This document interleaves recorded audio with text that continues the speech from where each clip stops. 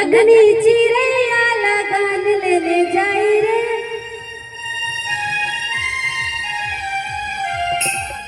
लगनी चिड़ैया लगन लेने जाई रे लगनी चिड़ैया लगन लेने जाई रे केला के पत्ता हम लेने जाई रे केला के पत्ता हम लेने जाई रे लगनी चिड़ैया लगन लेने जाई रे लगनी चिड़ैया लगन लेने जाई रे केला के पत्ता हम